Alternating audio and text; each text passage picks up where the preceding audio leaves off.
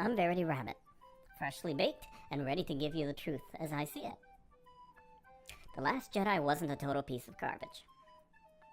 Well, it wasn't. Mostly. You know, it's kind of sad that after all the work that the director Rian Johnson put into this movie, people are continuing to complain and just crap on his story. I'll be honest with you, at first I was one of those people. But with all the bad press that has been given about The Last Jedi, including the initial quotes from Luke Skywalker himself, Mark Hamill, bashing the movie, it is kind of hard to look at it objectively. What I'm hoping to help you realize is that making the trip to the theater to watch The Last Jedi was not a total waste of your time.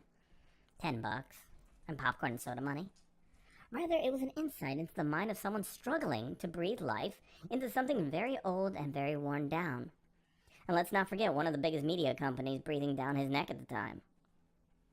To be objective, we need to separate the nostalgia from this movie. Yes, all you fanboys and your C-3PO underoos, I'm talking to you. Sure, I get that this movie changes your views on how your heroes act, but the characters don't always need to stay the same, do they? Can't they grow and evolve like we do? Aren't they also shaped by the events in their fictional lives? Perhaps the real question we should be asking is, does it make sense to change them? For now, let's leave behind our childhood heroes and take this film on its own merits, as a standalone. Now, before you die-hard Lucasfilm worshippers on the other side of the room point to a $200 million opening weekend as the basis for a quality movie, I've got 2 words for you. Transformers. Okay, that's 1 word, but you get my drift, right? Does it really take listening to Shia's character Sam repeat the same line over and over throughout the first 3 films of the Transformers franchise? Or Michael Bay's in-your-face Decepticon testicle F you to accept that you're not watching Oscar material? I'm going to give you the benefit of my doubt and say no. It's obvious to most of us that the quality of a movie is not based on how much it rakes in at the box office, so don't bother trying to convince me. Now, did Mark Hamill talk some smack about The Last Jedi? Yes, he did. But I think it shows us that he is an honest guy, not a butt-kisser. At least for a little while. But we really need more of that in Hollywood. Read the news lately? I think we're all tired of the real evil villains in Hollywood. It's nice to catch the occasional glimpse or soundbite from a stand-up guy before he's put out the pasture. Or at least scared to death by an enormous company telling him to stop bad-mouthing them. One of Mark Hamill's complaints in movies in general, although he was undoubtedly alluding to the inclusion of The Last Jedi, is that they are made just for the bottom line these days. And he's not wrong. Star Wars is a money-making franchise. This is an undeniable fact. Plotline and character development for the sake of story itself often take the back seat to other more economically inclined priorities. And the machine that is Disney, since its acquisition of Lucasfilm back in 2012, has been feverishly tinkering with the Star Wars franchise. Even George Lucas, if you'll recall, expressed his frustration with Disney when he referred to them as the white slavers. But Disney has been doing pretty good with Marvel, and they've kept Disney World, Disneyland, Tokyo Disney, Paris Disney alive and kicking. Pixar's quality did slump a little with all the sequels after they were purchased, but they're still fairly good films. Fairly. But the Marvel films are still pretty good. But getting back to Mark, he just said the truth. The bottom line is about money for a company of that size. They look at fans, and they look to see what they want, and they experiment in one way or another. Take The Force Awakens. Please. Never mind. It was a big experiment to get our minds to stop thinking about the debacle of the prequels, and it did just that. Did it revisit A New Hope? Oh, heck yeah. Same story, same beats. Kind of dull if you just look at it in those terms. But they gave most of the fans what they wanted, and it succeeded. Did it leave many behind in its wake? Yep. You can't please everyone. And let's face it, the prepubescent kids and driver's license wielding millennials have a longer lifespan to watch films than their golden age parents, no matter how much they hug their Ewok dolls in the 1980s. Additionally, how many of you parents needed to change those underoos after you saw the Millennium Falcon once again after a 30-year sabbatical? And if you don't remember, The Force Awakens did exactly what it was supposed to. It was an experiment gone right. Mostly. Can I nitpick the problems? Sure. How it was A New Hope in a new glamorous guise with an arguably Mary Sue protagonist. But it did give us a new hope for a new Star Wars. Star Wars movies had been, for the most part, abandoned after episodes 1, 2, and 3, which were just awful. Though I have to admit, some actually liked the prequels, or at least were loyal to it. While visually beautiful due to the artistic work in it and innovation that Lucasfilms is known for, it was a complete shambles as far as storyline, direction, and dialogue. Dear God, do you remember the romance and dialogue between the plank and the wooden board in episode 2? Yuck. So, besides the art and the innovation, and Ewan McGregor's Obi-Wan, it could have been better. And Star Wars has been subsisting on fandom of 3D cartoons for their lore, which aren't half bad for all this time. But it has been waning. New life needed to be kick-started into the franchise, and Disney needed to figure out how to do once they purchased it. And they had a plan. Disney experimented bigly by hiring JJ Abrams to direct, who was also involved in the Lost series. Kids, go ask your parents about that. And just like the Lost series, the film gave you a sense of wonder, a sense of action, a good setup for characterization, and it kept a lot of things open for interpretation. It had the ability to grow, with a potential payoff for future writers to pull out their bums and conclude. With Lost, unfortunately there was no payoff. It concluded with a deus ex machina in the form of a multicultural heaven that glossed over all the overarching elements, subplots, and character arcs, and ultimately gave us a big screw you. Could it be that the writers didn't care enough about tying up the loose ends? Perhaps they didn't have the time, or maybe Magic JJ was not as much part of it as he was before, and he was the magic to it. Whatever the case, we were left holding the bag filled with polar bears and smoke. A lot like the reasons many were frustrated with The Last Jedi. JJ Abrams, master of setting up plots and characters, did just that in Who Was Snoke? Who were Rey's parents? Are John Boyega and Poe gay for each other? Where did Luke's lightsaber come from? Why did we hear Obi-Wan's voice in the basement of a bar? What will Luke do after having Rey stand in front of him for 5 minutes waving his lightsaber in front of him? How the heck did Rey become so capable with the Force without any training at all? Who's the orange bug-eyed Yoda? All of these were excellent setups that were either not answered or answered inanely in The Last Jedi. Everyone was left holding the bag of pork magazines. And who was to blame for all of this? This was Rian Johnson. He was The Last Jedi's father in writing and direction of the film, given free rein from Disney to this guy. We should wonder what Disney was thinking.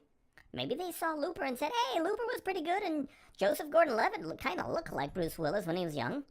Let's put this guy solely at the helm of the main section of the Star Wars empire that's been going on for 40 plus years. I don't know much about Rian Johnson. I do know that I read a little bit about him in the Wikipedia page, and he mentioned that one of his favorite films was Annie Hall. And he mentioned that one reason he liked it was that it broke so many rules in terms of film narrative. So presumably, he's been excited for a while to break film's customs and rules, and a lot of that was done in this film. From the unexpected not answering clearly a single question we had from The Force Awakens, to answering questions we never wanted to ask, like, can Leia fly through the air just to get back to a ship where she can do absolutely nothing important for the rest of the film? Why does anyone in the future have painted their hair the same color as some cafe hibernating college hipster with anime tattoos all over his or her arm? The visuals were again stunning, from the salty planet to the suicidal warp jump. In addition, Rian threw in some personal political messages. It was hard to disregard.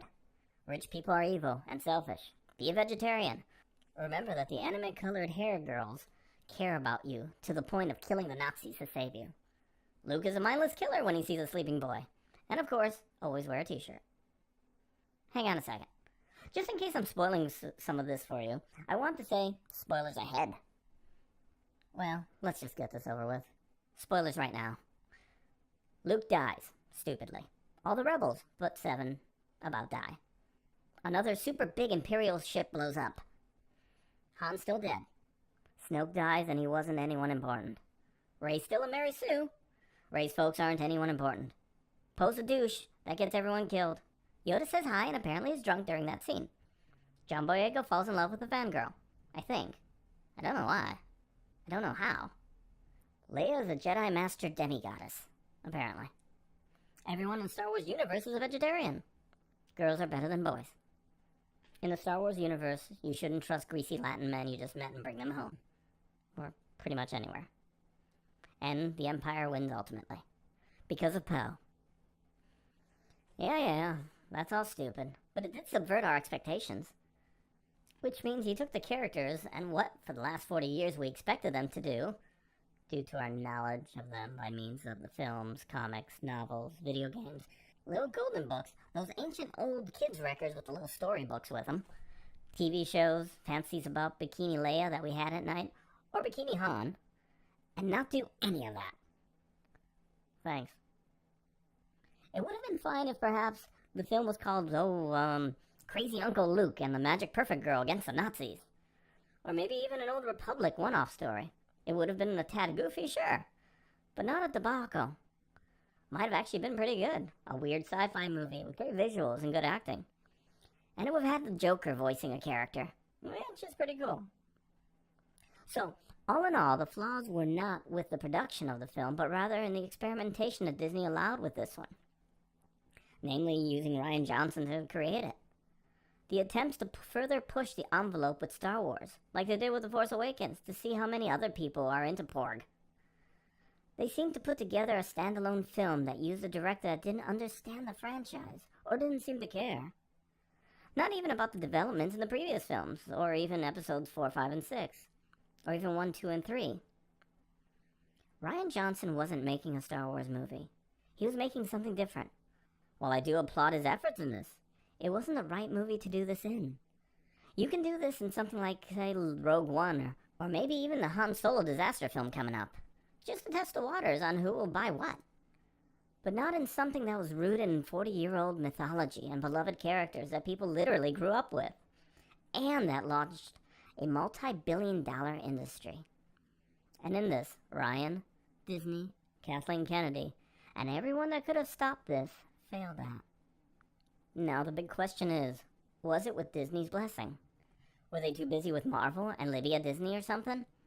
I don't know. But it looks like something slipped through the cracks, or else it would not have received the bad attention it did. Or maybe they're doing this on purpose, and they think they're succeeding in it somehow. Considering that Rian Johnson has another 3 films coming up in the Star Wars universe. Well, that about sums it up. This was the great experiment that Disney allowed, and Rian created. It's an interesting story for a different universe and a different generation, where shock and awe effects, political correctness, and subversion of expectations goes mostly to the fore, and writing in the backseat is a story and a coherent plot. It showed Disney Studios a little more about what they needed to do and not do to get people into those seats, even with Disney feeling the effects of this around the world with low ticket sales and countless Tico dolls never being cradled. Will Disney see the error of their ways and make amends to avoid experimenting with childhood dreams and shoving a political agenda in their films? And start paying attention to the multi-billion-dollar franchise, and more importantly, their multi-billion-dollar investors. Namely you, the fans. We'll see after the Solo debacle comes and goes. We'll see if the ticket sales soar and Disney execs realize, meh, why not make another disaster? Look at Dave Formers making gobs of to this very day. Or will they feel the burn from all of you as you tell them with your dollars to stop experimenting and start paying attention to what made Star Wars wonderful in the first place?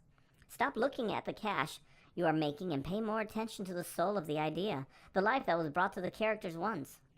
While Disney can make a mediocre sci-fi film and place versions of our beloved characters in it and make loads from it, can they truly make an original film that embodies all the hopes and dreams and sense of wonder that we had as kids all those years ago? Just as a side note, Billie Lourd, Carrie Fisher's daughter, actually played a pleasant role. It's sad that they didn't actually have a better written role for her final spin with her mom. What do I know? I'm just a cookie.